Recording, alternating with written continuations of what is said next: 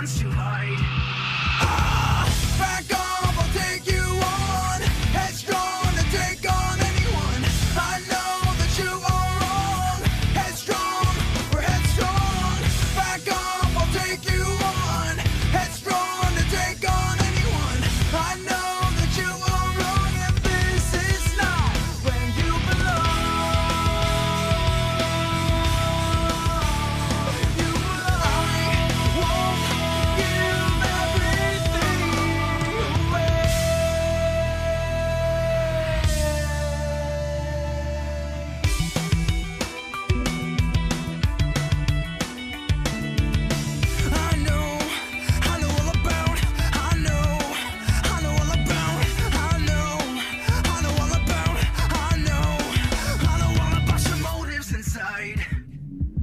and your decision to hide. Back off, I'll take you on. Headstrong to take on anyone. I know that you are wrong. Headstrong, we're headstrong. Back off, I'll take you on. Headstrong to take on anyone. I know that you are wrong, and this is not where you belong. Where you belong.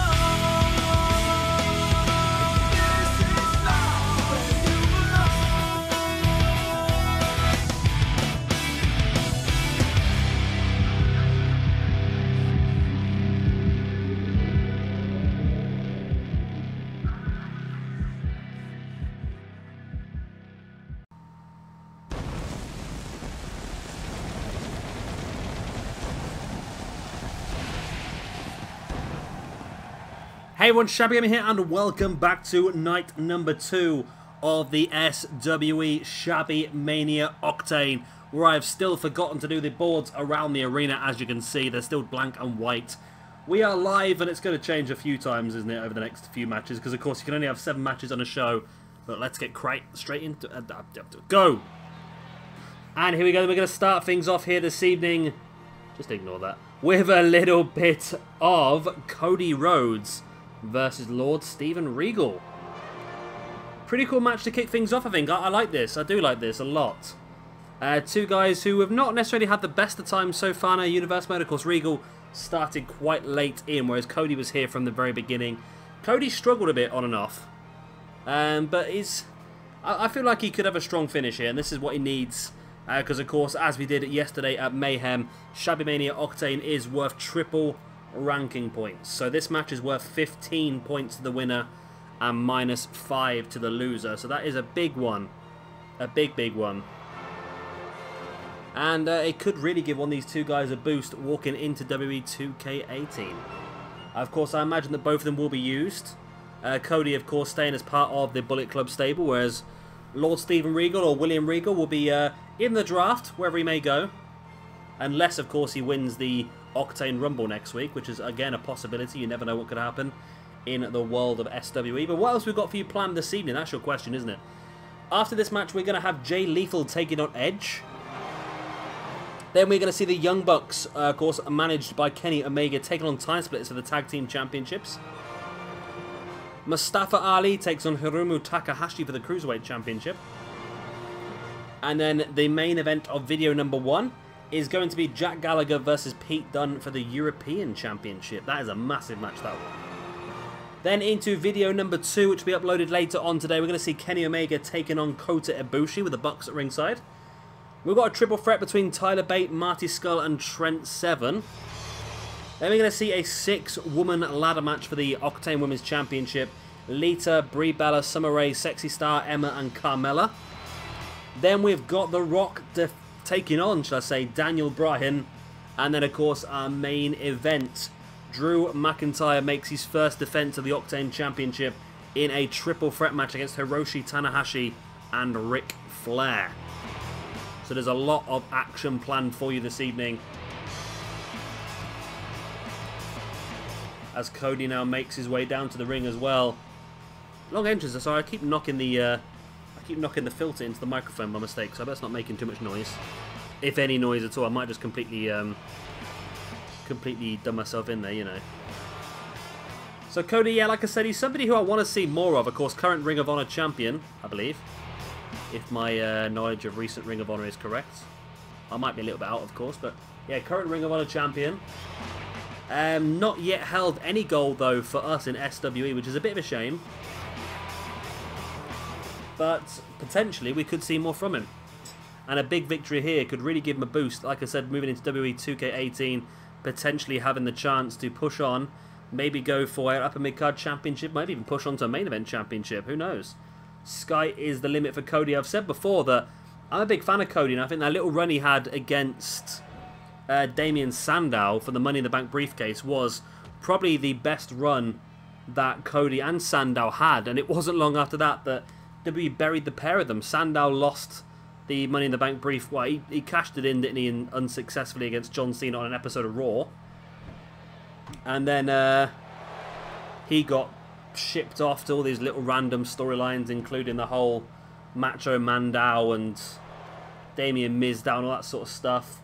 And then, of course, Cody went a bit of a downward spiral from there as well and ended up becoming Stardust. And, well, the rest is history. Of course, he left because he felt like he was being disrespected with stupid gimmicks, and I don't blame him. I think that Dashing Cody Rhodes, or even Cody Rhodes, was a very strong character. They had a solid mid-carder, a solid Intercontinental champion, solid United States champion, even potential future main eventer, and they wasted him with stupid gimmicks over and over again. It was nice to have him team with Goldust for a while, and it sort of half made sense to give him a similar gimmick. But then when Goldust and Stardust split, it lacked sense to me. It really did. Keeping Stardust the way he was just wasted. He should have been used a lot better than that. And Regal, I can't understand the fact with Regal not being on WWE 2K18 or 17. He was on 15 and 16 if I remember correctly, but then taken off for 17 and 18, and I'm a little bit annoyed by that. And of course he is going to be on our core list, our core list, one of the first ones on there, I think, because of course myself and PJ have both been British. We really respect what Regal's done, but I can't understand why they took him off the game, considering he was, well, he still is, the general manager of NXT, so he's on TV every week on WWE, so surely that would be a selling point for them, is having someone that is viewable every week on TV. Like, surely William Regal, for me, is a much bigger selling point than Larry Zbyszko is. I don't know, I might be wrong, but that's just how I feel it. And then, again, this year, to take Arn Anderson off the game, but keep Larry Zbyszko on, confused me. And if they put Arn Anderson as DLC, that is going to be a shocker, because to take somebody off the game and then release him as DLC the next year, I think is really bad. So, a part of me would like him to be DLC so I can have him, and the other part makes me not want to have him as DLC, because I think it's a bit of a P-take by 2K and Ukes if they've done that. But, I don't know, we'll see what happens. The DLC might have been announced by now. I am recording this a little bit ahead of time because of, obviously, how much I need to record to get all these Shabby Manias uploaded this week. I've had to record these a little bit ahead of time, and hopefully I can get there. Hopefully I can get them all done on time and get them uploaded for you. That's the main thing, is upload times, because to edit these videos takes a while, especially with doing the little little videos at the beginning showing you all the matches and that sort of stuff. But then uploading them, it's about recording this is going to take about 2.5 hours to record the whole show. Probably a further 3 or 4 hours to edit the whole show. And then probably about 6 or 7 hours on top to upload them. Granted, while it's editing and while it's uploading, I can go and do different stuff. I can do other videos on top, but it's a bloody long process. I'm hoping I haven't bit off more than I can chew. But like I said, I'm recording this the weekend ahead. So hopefully we'll get everything done and recorded up and ready for you. You'll notice if things don't start uploading on time, because we are aiming for a Shabbymania. Of course, we have Mayhem yesterday, Octane today. We have got Throwdown tomorrow, Adrenaline on Monday, and Carnage on Tuesday. Then we got about a day or two's break before we hit up with the 5 Rumbles. And then we'll only be 2 or 3 days away from the release of WWE 2K18. And myself and PJ Toby do plan, I'm not promising anything, but we do plan on having a draft uploaded for you on that opening day. And when I say the opening day, I've got the game pre-ordered with the special edition. So we won't be getting the game 4 days early, I think it is. So it's Friday the 13th of October. So we're aiming to get a draft uploaded for you on the 14th. We're going to start doing it at midnight on Thursday night. And then uploading it on the Saturday. And what on earth? Sami Zayn is here. Sami Zayn from Adrenaline. What on earth is he doing here? Sami Zayn... What is he even doing here? Is he trying to send a message to myself? I didn't know he was backstage, but is he trying to get himself a position here on Octane for next year? I don't know what he's looking at here, to be honest. Now, don't get me wrong, Sami Zayn is a man I would like to bring to Octane at some point, but I'm just a little bit surprised why he has turned up, to be brutally honest.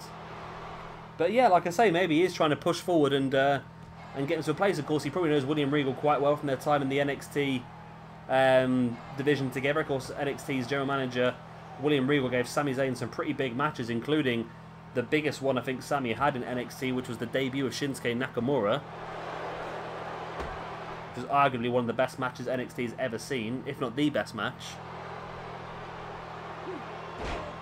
But Sami Zayn here making a case for himself by the looks of it. Looks like he is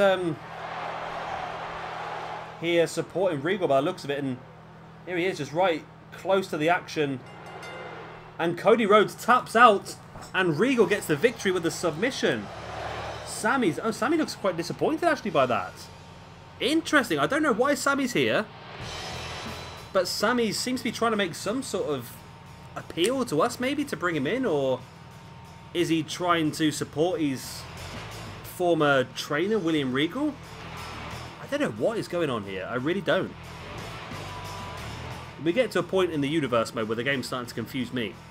That's not a good situation to be in, is it? Not a good situation at all.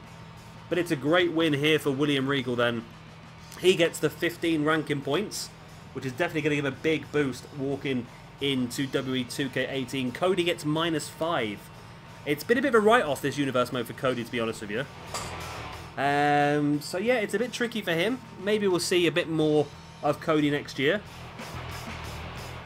But here's the submission. It's wrenching back at Cody, who maybe could reach the rope. See, I have switched rope breaks off, but what I want to switch off is where someone gets rope break from the line underneath the ring. Reaching out and grabbing the rope I have no problem with, but I still prefer it with rope breaks switched off, to be honest. Just because it gets really frustrating with certain people's maneuvers. I think the game has improved so much since we did the rope breaks off. But there we go. First victor of the night is William Regal. And here is our next match of the evening. It's going to be Jay Lethal taking on the former Octane champion, Edge. And here we go then. From Anaheim, California this time. Yeah, just ignore that. We can only get 7 matches on one night of a pay-per-view, so I'm having to run the first few matches on exhibitions. As here comes Jay Lethal. Just like Cody, I suppose, not at the best of times in this universe mode. He had, yeah, very good time in Season 1. In Season 1, I think he was the 2-time United States champion. In Season 2, things have not quite gone as well for him. But tonight he's got a great chance to show what he can do by defeating a former Octane champion, Edge. As Lethal then making his way down to the ring. Yeah, desperate for these points, he must be. Absolutely desperate. But Edge again, Edge wants to prove himself to be back in that championship picture. Edge lost the belt to Hiroshi Tanahashi at the last pay-per-view, only for Drew McIntyre to come straight out. Wasn't even acknowledged as a member of Octane at that point in time. He was traded from Adrenaline for Adam Cole there and then, straight after the match before. I'd already had something sort of in place with PJ Tovitt that the loser of that Adam Cole Marty Skull match would end up on his Adrenaline brand, and I would take Drew McIntyre. And bringing in that Money in the Bank winner really, I think, gave us a spice to the end of that Dead Man's Boots pay-per-view, which I quite enjoyed. So Edge, probably disappointed with his performance there, because I think Hiroshi Tanahashi beat him quite quickly and easily as well. So, yeah, like I say, tonight is really both these guys' chance to really prove that they should be stepping up to the next level. Will they get a chance?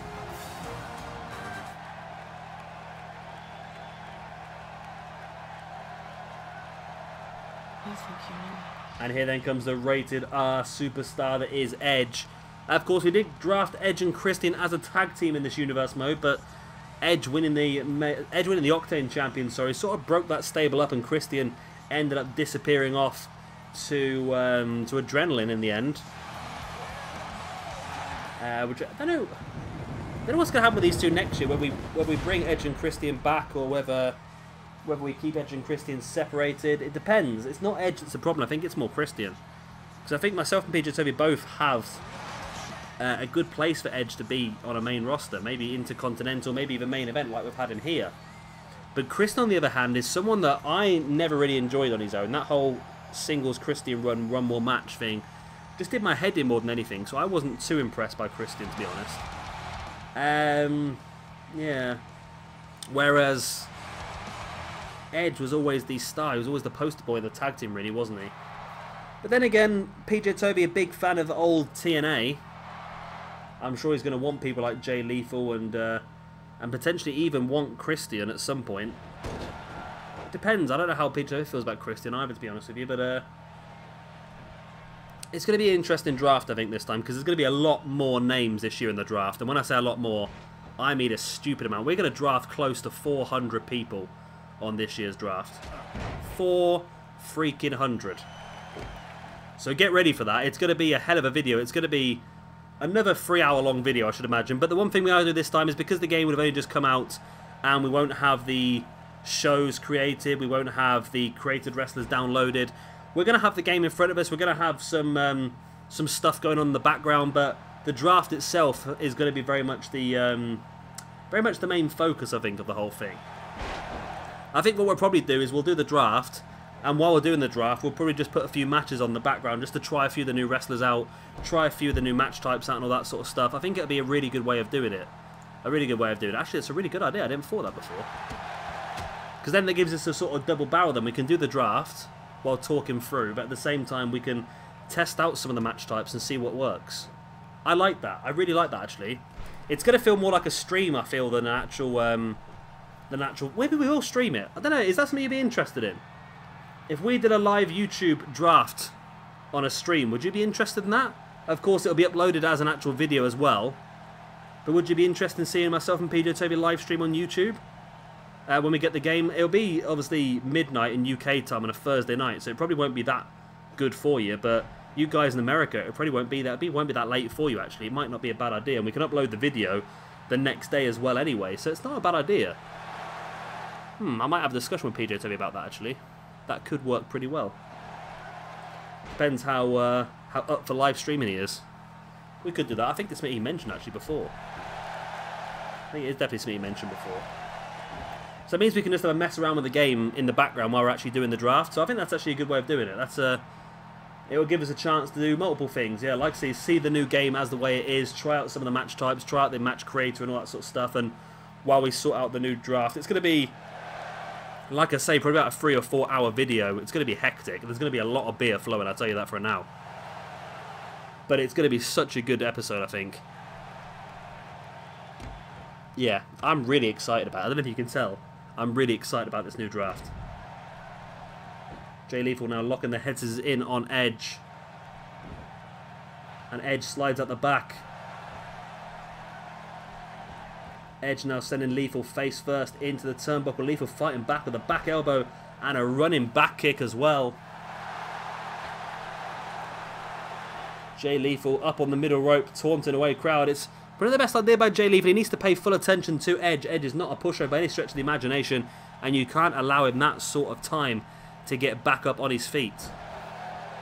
Jay Lethal now then wrenching back at the face of Edge. And Edge managed to break free from that though. And catching Lethal with a boot in the back before bringing him back up to his feet into a neck breaker. Edge with a pin. 1, 2, ooh, only 1 count. Drop kick to the back of the head there by Edge, then on Jay Lethal. A boot in the back as well. Bringing Lethal up, and there's a big knee strike right in the face. And an elbow right into the spine of Jay Lethal as well. Edge gets caught with the elbow in the gut by Lethal, who now drings Edge middle of the ring, up on his shoulders, into a Death Valley driver. And Jay Lethal, arm up in the air, taunting, brings Edge back up to his feet. Lethal catching with the clothesline, in for a second clothesline. If Lethal can get a win here, this would be massive for him. Super kick there on Edge as well. Lethal heads up top. Of course, he does have that affinity with the Macho Man Randy Savage. Potentially looking maybe for that big elbow. Black Machismo rocking up here with a big elbow drop right to the heart of the Rated R superstar Edge. And again, though, Lethal up on the middle rope taunting rather than going for the actual pin, which would be a really good idea in this situation for him.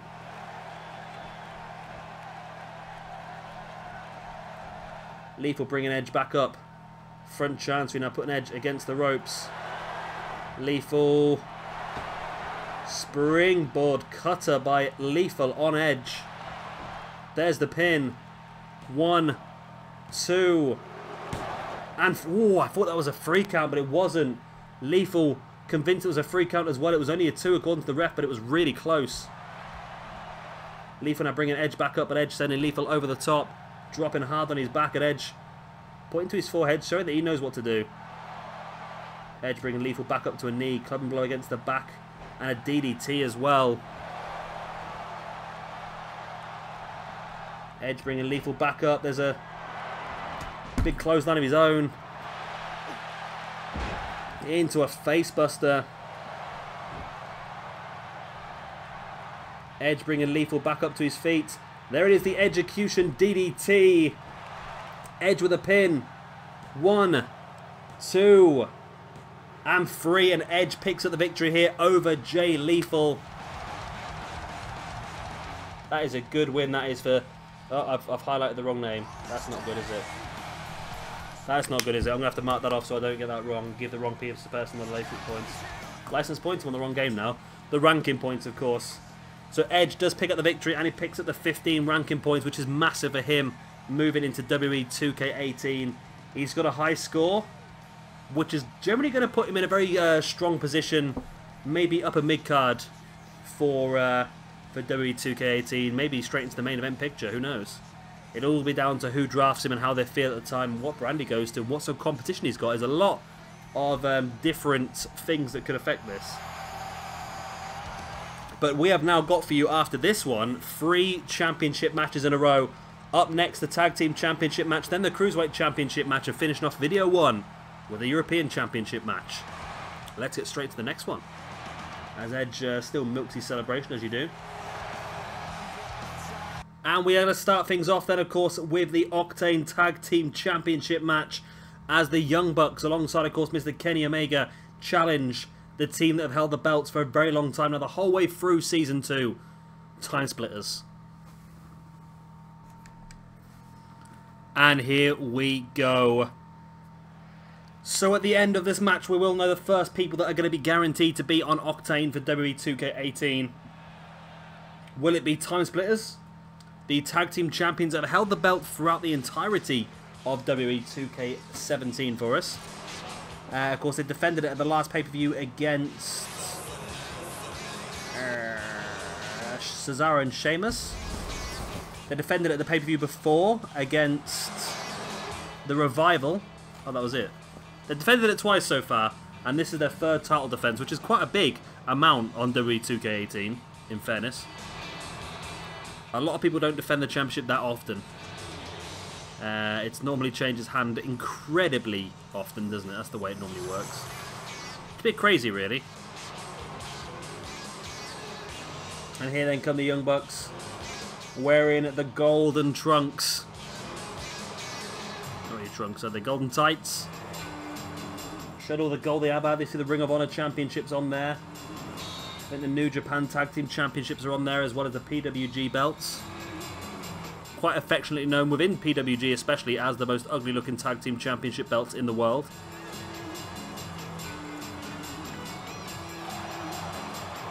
And Kenny Omega, of course, will be in action later on this evening. He'll be starting video number 2, which will be uploaded later on today. when he takes on Daniel. I know he doesn't. He takes on Kota Ibushi. I think it was supposed to be Daniel Bryan, but we had a little bit of a booking situation where we had to change things around the last minute. I did a bit of a Vince McMahon, just had to change things around at the last minute, as you do.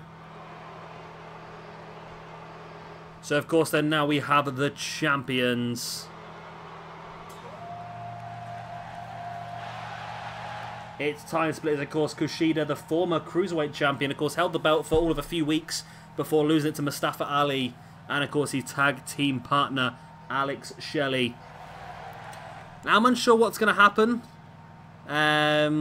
with this situation involving time splits. If they keep the belts here, then nothing will happen. But should they lose the belts here, then moving into 2K18, there might be a slight change. Maybe utilising Kushida more as a singles cruiserweight wrestler and using Alex Shelley alongside Chris Sabin as part of the Motor City Machine Guns. I have had a few requests for Motor City Machine Guns now, so it seems like a possible idea. So this one is all for then the Tag Team Championships. So yeah, like I said, the winners of this one will be guaranteed a place on Octane, but not just the winners, of course. This is a big one. If the Young Bucks win this match,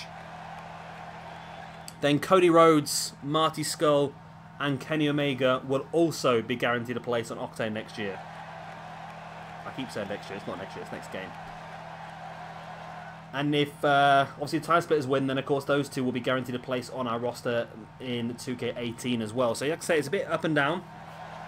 It's the same with later on. Of course, we've got Pete Dunne versus Jack Gallagher for the European Championship, which is the main event of this video, number 1. If Pete Dunne wins that, then we'll keep the whole of British Strong Style. So, Pete Dunne, Tyler Bate, and Trent Seven on Octane as well. So, it's going to be pretty interesting. It's a good thing for me, and it's a bad thing. It's a good thing because I can guarantee some pretty good people on the roster. But it's also a bad thing because it means that a lot of my places are going to be taken up early. And it means I won't get a draft pick for the first few picks because I already have so many people on my roster. There's also a little bit of an interesting situation with Takahashi in the next match, but I'll discuss that as we get a bit into that match anyway. But I think that's it. I think these 3 matches are the ones that are gonna have the situations. In the match later on, we've actually got a 6 women's ladder match for the women's championship here on Octane. All 6 women that are on. We've only got 6 women on this Octane female roster. That's going to change a lot next year. I feel like every roster next year is going to have at least 10 to 12 women on there. Especially with the Mae Young Classic women as well.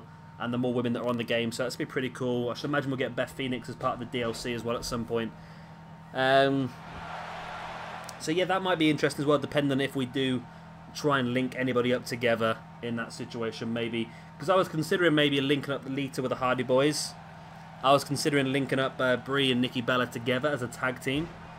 And potentially, if we can't do anything with Enzo and Cass, then leaving them as a tag team and maybe putting Carmella back in there and make them the trio. I don't know.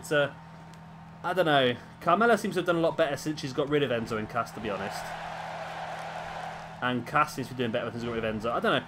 The thing is, that this breakup between Enzo and Cass, I don't think has worked for WWE because the breakup between Enzo and Cass was supposed to put Enzo over as a babyface and put Cass over as a heel. All it's done is it's put Cass over as a heel and made people really hate Enzo at the same time. So I don't think it's quite worked out how they planned. It's worked out half the way they planned. But then again, it might have worked out how the writers planned it, because I don't think anybody likes Enzo, do they, really, at the end of the day? So I don't know. If he's not doing too well, then maybe they're doing exactly what they want to do, I suppose, if you look at it that way. So Kushida ends the ring then, starting things off against Matt Jackson. Very Cruiserweight-esque tag team match, this one. Nice, Kushida slams face first into the mat, and Matt Jackson with a boot in the gut, taking Kushida up and slams a boot in the back of the arm as well.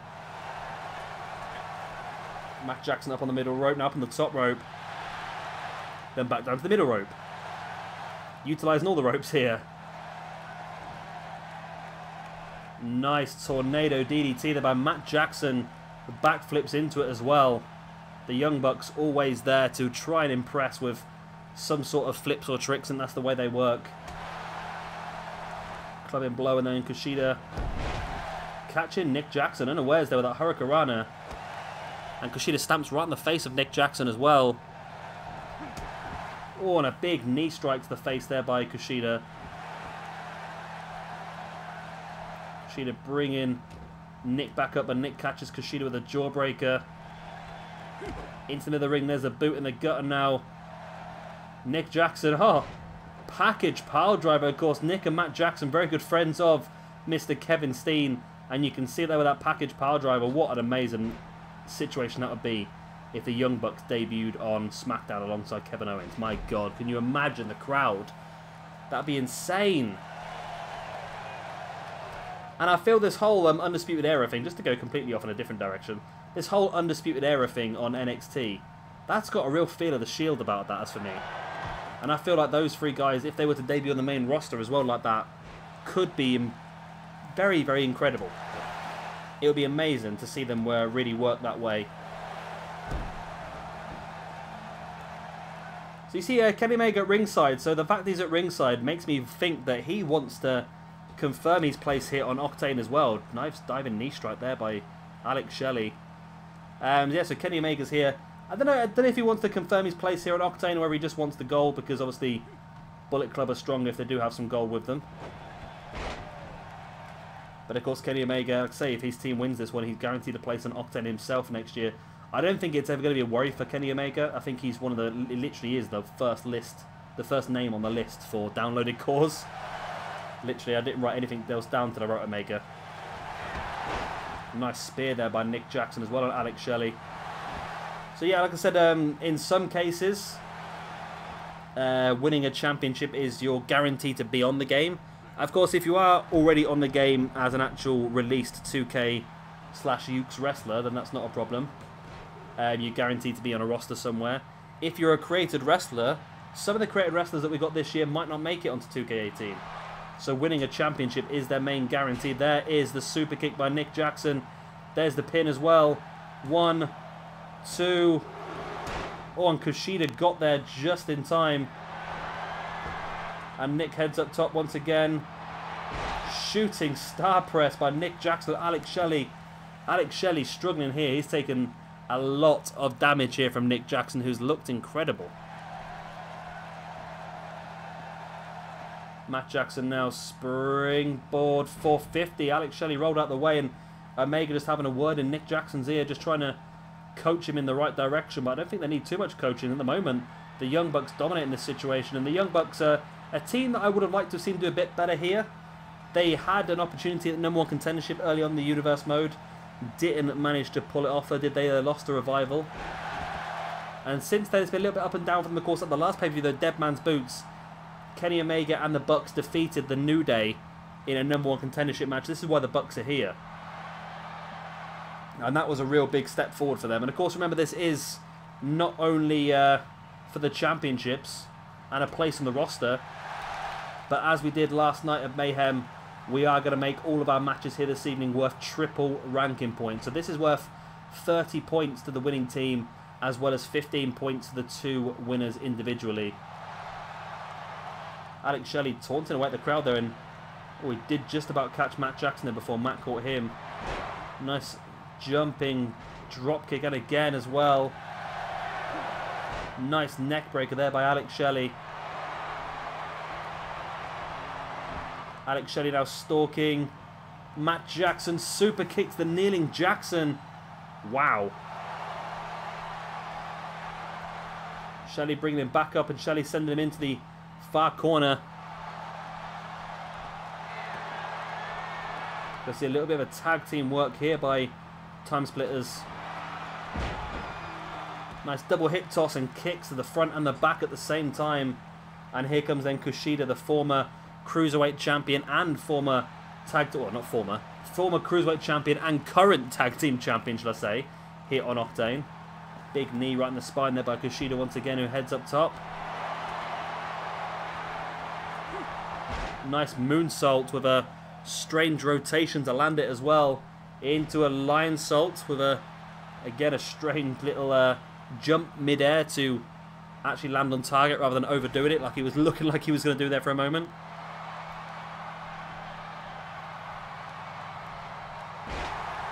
Matt Jackson, sorry, forcing Kushida away.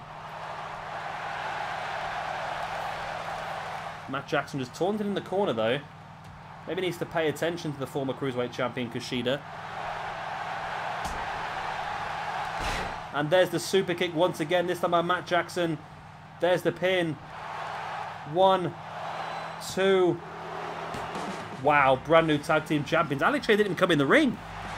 Alex Shea did not even come in the ring. And we are guaranteed to have all 5 members of Bullet Club on Octane for next year. Then Matt Jackson, Nick Jackson, Marty Scurll, Cody Rhodes and Kenny Omega are staying on Octane.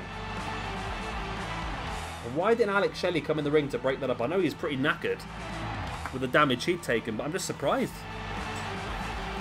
I'm surprised if we see a highlight of it here. See it out of nowhere, the super kick. And, yeah. Unless Shelley just thought that Kushida had enough to kick out of that, but we all know what the Bucks are like with their super kicks. And you see Shelley looks really annoyed there.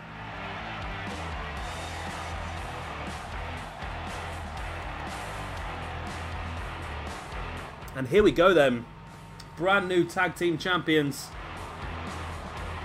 The Young Bucks. And yeah, like I said earlier on, that for me could be the last appearance of Time Splitters in SWE. I feel like next year may be better utilised having the Motor City Machine Guns as a tag team and then having Kushida as an individual, because Kushida is one of the best cruiserweight wrestlers in the world and we don't want to see him locked into a tag team for too much longer. Plus, I'm a massive fan of the Motor City Machine Guns.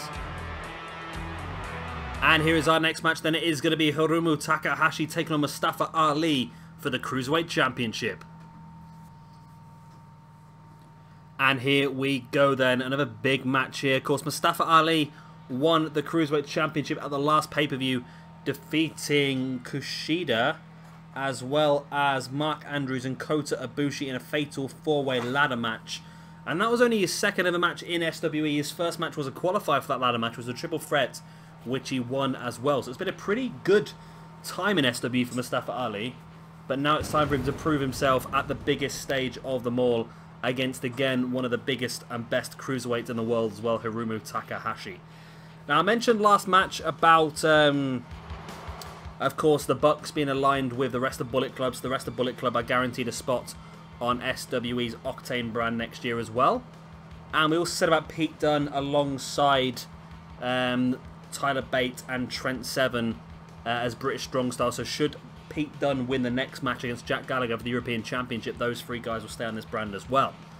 Now, Takahashi at this point in time is a solo in SWE. However, I feel like in SWE's Season 3 on WWE 2K18, we are going to be utilising the whole of the LIG stable. So that would mean that if Hirumu Takahashi wins this match, this is where my memory comes in now. If Takahashi wins this match, it's Los Ingobernables, I believe it is. And that would mean that we would get Tetsuya Naito, Hirumu Takahashi, Evil, Bushi, and Sanada all on Octane for next year. So that is if Takahashi wins. If Takahashi doesn't win, then of course we'll just get Mustafa Ali. So either way, it's an interesting situation for us to be in. I'd be happy if Takahashi wins because I'll get 5 people on the roster. 5 pretty strong people. Got Naito, could be a potential main eventer. Takahashi, you've got is a very strong cruiserweight. Dominant cruiserweight. You've got the tag team of somewhere around Evil, Sanada, and Bushi. Sort of freebird that. And potentially, you never know, I feel like maybe Evil could push on to the upper mid-card as well, leaving Bushi and Sanada to be a tag team. And Naito could even go main event. So it's an interesting one. But then again, if Mustafa Ali wins, it's good for us, because it means we're not going to have an extra 5 people on the roster. Because we're going to do the same sort of thing as last time with the draft. The brand with the least amount of people get the next pick. So it works out pretty well that way. So it means there's a cost for picking a stable. You want to pick a stable, then that is going to cost you your next few picks depending on how many people are in that stable. It's the fairest way of doing it, I think. So yeah, it's an interesting one. It's a situation where if Takahashi wins this and Dunne wins the next match, and then of course we're going to have a female and we're going to have a main eventer, we're going to end up with 15 people on our roster before we even get to start a draft pick. PJ Toby on Mayhem, as we found out yesterday, has got 5 on his roster. So that would mean that PJ would get 10 picks for Mayhem before I would get 1 for Octane. So it's a tricky situation to be in, but at the same time, I'd be in a situation where I have Omega and Naito, and whoever's going to win our main event, so either McIntyre, Tanahashi or Flair. So that's 3 main eventers right there. Upper mid card, you've got Cody, you've got Mighty Skull, you've got Pete Dunne, you'd have Evil, then you'd have 3 tag teams as well in the Young Bucks, in British Strong Style, and in Ignoblablablablas. So it's a very up and down situation. A lot of it is if, wet, one, who, and how. That all came out completely wrong, didn't it? It's all down to what happens, basically. And that's the fun thing about this SWE Shabbymania, is that once we know, we can then start to plan our drafts out. And like I said, I don't rig these. These are all fair. I don't touch them. It's first recordings unless there's a dodgy glitch like we had last night in our main event, where Seth Rollins got pinged into Rosette somehow. It's happened a few times, actually. I think I've left a few of them in, where people get pinged off. So it happens really bad in Elimination Chamber matches. I don't know why, but Elimination Chamber matches seem to be one of the worst ones with that. So yeah, it's all down to what happens. Part of me... See, I really do want those 3 stables on my brand for next year.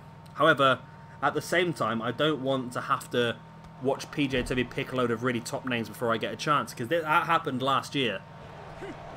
And it was a problem for me last year. It really was. So I'm hoping that doesn't happen again. But things will happen. Of course, that happened last year with Adrenaline, because Adrenaline was a brand new brand. So PJ Toby got 5 or 6 picks before any other brand got 1.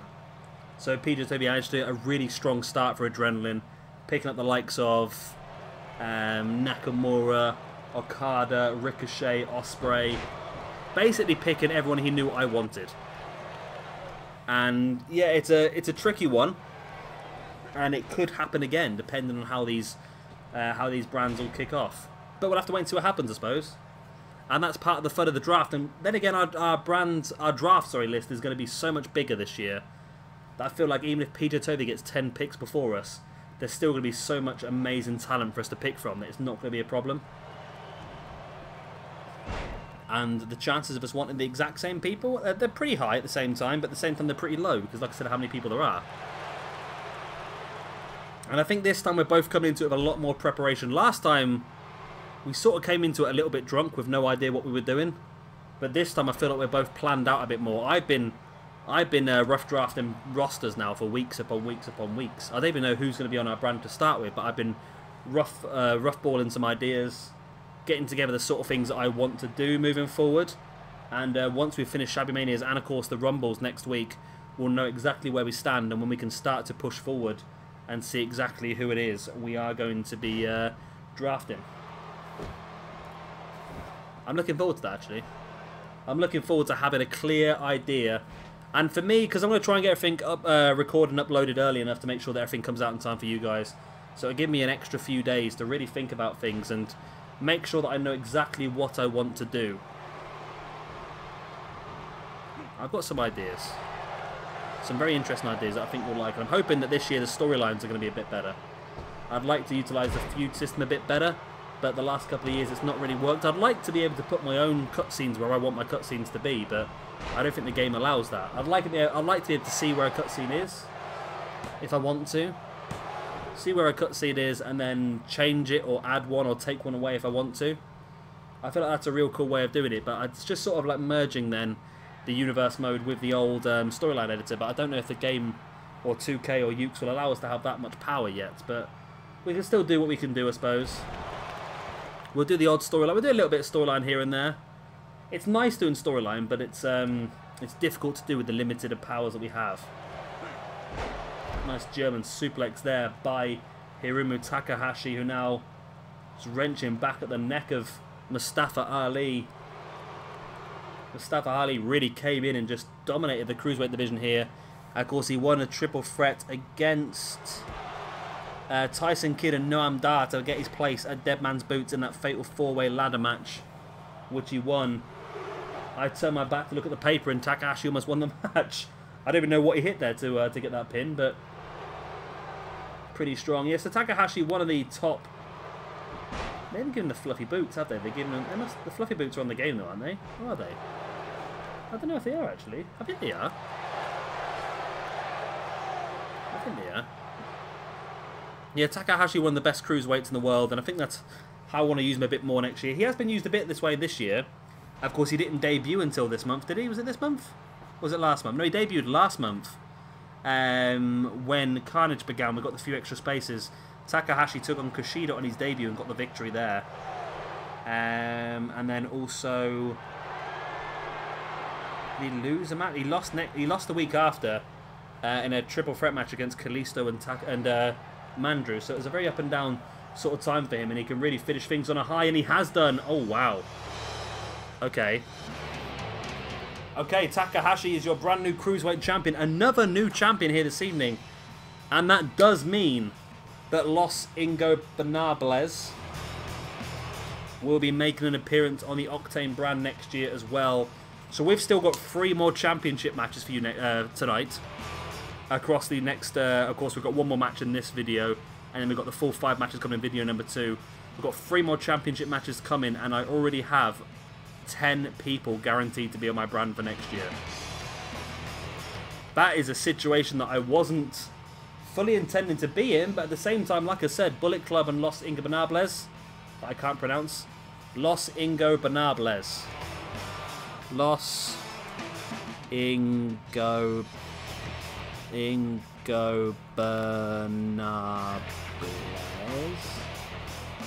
want to see how you pronounce it. Tell you what, I can't pronounce it, but I just spelt it correct the first time. That was amazing.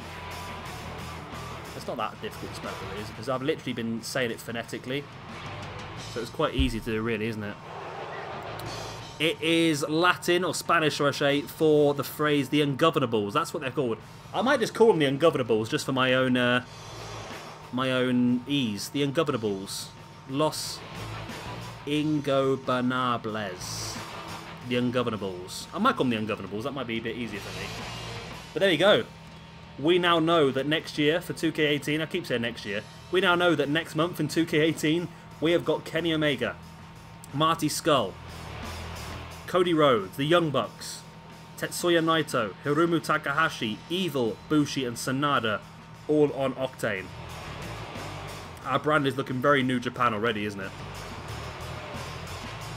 And here's our next match of the evening. It is going to be the European Championship match as your champion Jack Gallagher defends against Pete Dunne.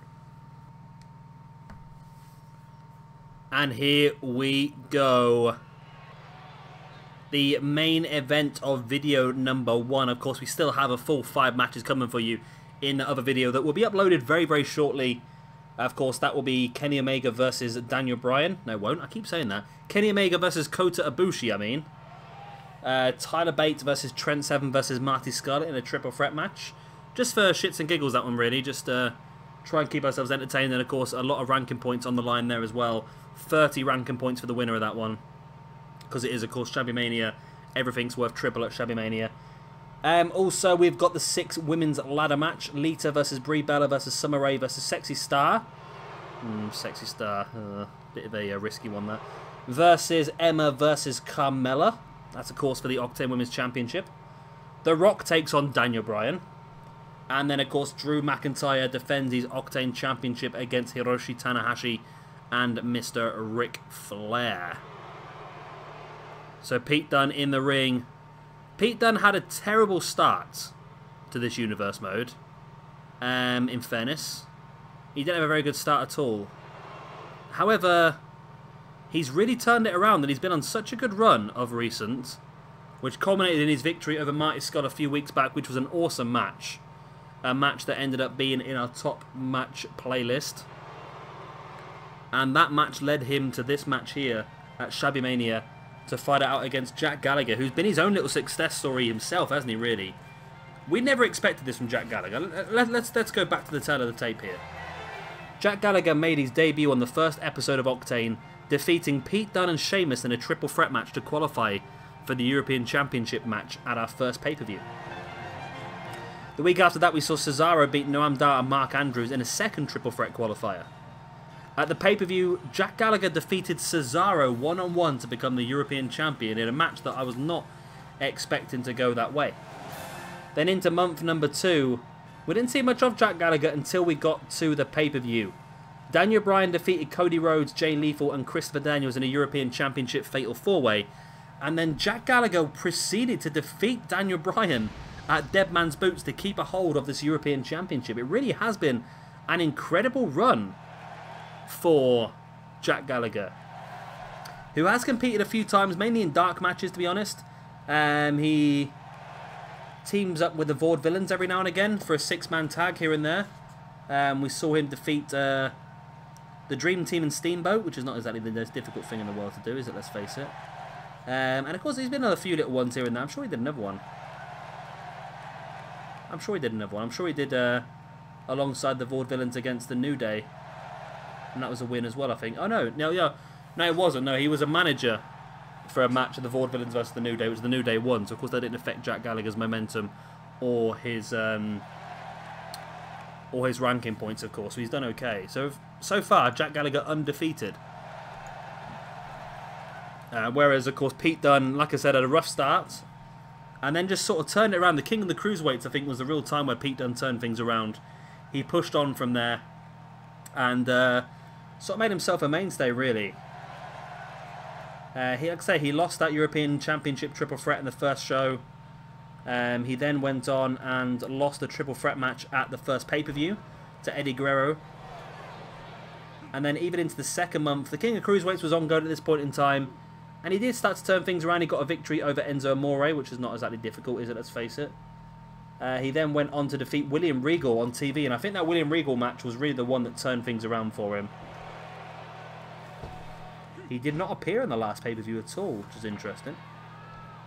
But then, of course, he got that victory over Marty Scurll a couple of weeks ago to get this chance here. And now it's all down to this. So, one of these two guys is guaranteed to be on our roster for next year. Jack Gallagher, of course, is on the game. We know that, which is fantastic, which means it's one less call we need to download. And if he is on this roster, then it'll just be him on his own. Of course, Pete Dunne, part of British Strong Style, alongside Tyler Bate and Trent Seven. So if Pete Dunne wins this match, then Tyler Bate and Trent Seven stay here as well, which means we'll have 13 people already guaranteed on this roster, whereas PJ Tovey only has 5 on Mayhem. We've still got 2 championship matches left after this. So it's going to be an interesting one. To say the least, it's going to be an interesting one. And I'm not sure what I feel about this, but again, I'd be happy with Pete Dunne being on my roster, as well as Mustache Mountain. They're 3 guys I'd probably pick anyway. And Pete Dunne, for me, I said it in the previous draft, and I'll say it again, because I never do it this time. But I feel like now I probably would. I fancy Pete Dunne as a potential brand champion. I do. He's been a champion across the indie scene in many different companies. Why couldn't we see him hold a championship here in SWE? The European Championship could be his first belt he holds, but like I said, there could be bigger gold in the future for him. And I feel like I know a few people have mentioned about British Strong Style, but I think if you know Pete Dunne and Tyler Bate and Trent Seven just from WWE and from what they've done, then you've only ever seen, of course, the feud inside of them. But of course, across the UK indie scene and other companies as well, British Strong Style are currently the winners of the King of Trios in Shikara. They're the most recent winners. They won it this year. Pete Dunne, Trent Seven and Tyler Bate, they are a trio. And they have been a few times now. So it's definitely something that is real. And I like it. I feel like if multi-man matches work in WWE 2K18, then having a lot of these stables of 5 or 6, not 6, 5 or 4 or 3 people is going to be really good. We can have some 8-man tag matches, some 6-man tag matches, even hopefully normal tag matches work well. If normal tag matches work well, then we can have ourselves a bit of a Dusty Classic next year, maybe. Who knows? That's Pete Dunne bringing Jack Gallagher back up to his feet, sends him into the ring. Dunne follows. Rolling Jack Gallagher over. He's going to be a bit optimistic here, surely. Only a 1 count. Yeah, I told you it was optimistic, didn't I? I did not lie. Dunne just stamping on the back of the head of Jack Gallagher now. Wrenching the arm behind his back. And stamping on the arm of Jack Gallagher. Well played there by Pete Dunne. Pete Dunne now slamming the arm of Jack into the mat again. And Pete Dunne is in firm control of this match, and that's the way it sort of works. Pete Dunne playing the more brutish heel role in this one. You'd expect Jack Gallagher at some point to get himself the momentum and turn it around, but I don't know. That diving clothesline looked pretty vicious by Pete Dunne. And Jack Gallagher does catch him. Reverse DDT.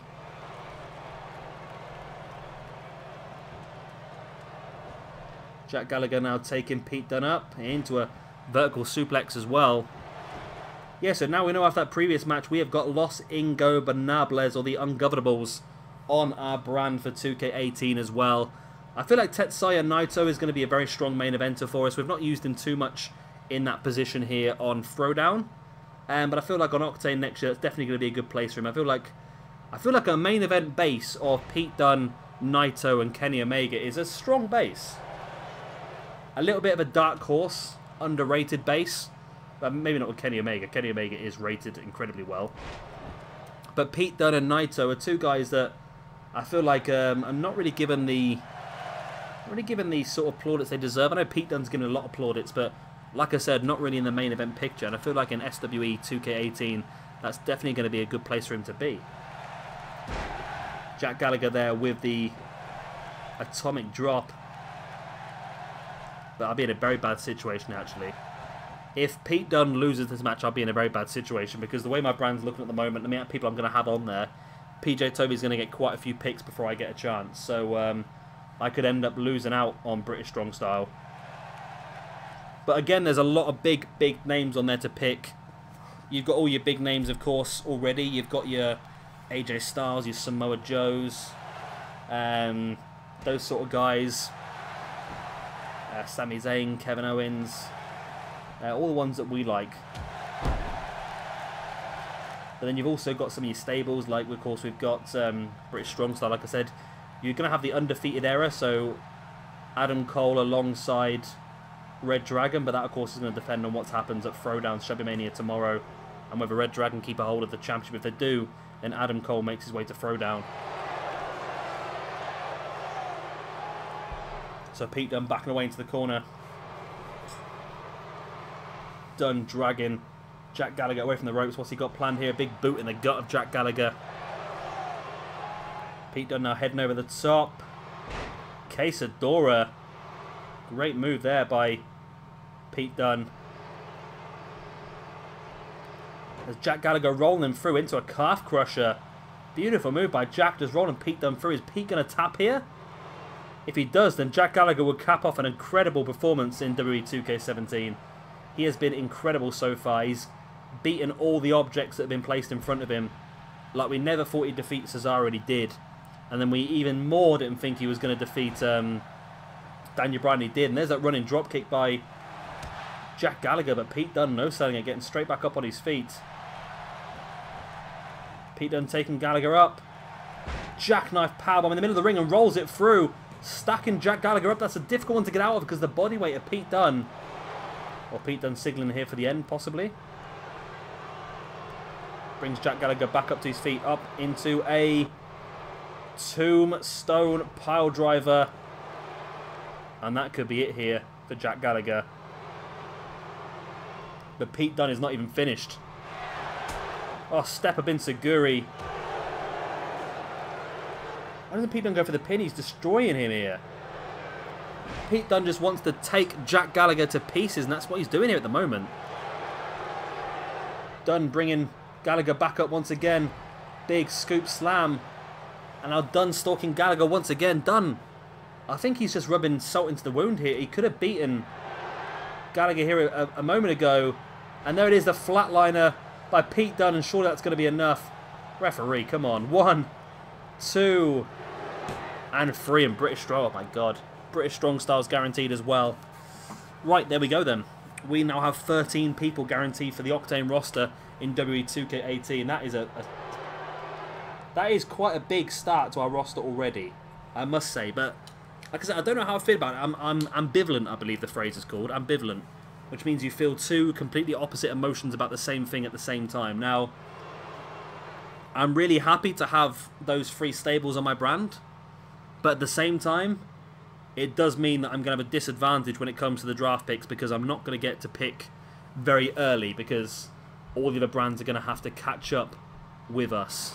Yeah, it's going to be a tricky one, I feel. It's going to be a tricky one. But I'm happy nonetheless. I'm happy nonetheless. Pete Dunne, Tyler Bate, Trent Seven, Naito, Takahashi, Evil, Sanada, Bushi, Omega, Cody, Skull, and the Bucks all guaranteed a place on Octane next year. We have brand new tag team champions, a brand new Cruiserweight champion, and a brand new European champion here for you as well. Wow. Video number 1, or part number 1, of Shabbymania's Octane has been spot on. I've really enjoyed this first video. And of course, part number 2 is going to be uploaded very, very soon. And I hope to see you all there. Of course, it's a big one. We've got Kenny Omega versus Kota Ibushi. Tyler Bate versus Trent Seven versus Marty Scott in a triple threat match. Lita versus Brie Bella versus Summer Rae versus Sexy Star versus Emma versus Carmella. In a 6-woman ladder match for the Women's Championship. And of course, our main event, Drew McIntyre defending his Octane Championship against Hiroshi Tanahashi and Ric Flair in a triple threat match. Well, if you have enjoyed this first part, please do like and of course subscribe, because you're not going to want to miss any more of the Shabbymania action or the 2K17 or 2K18 action coming up for you over the next few weeks. I've been Shabby Gamer, thank you very much for watching, and I'll see you very, very soon for some more Shabbymania. Bye. The 1, 2, 3.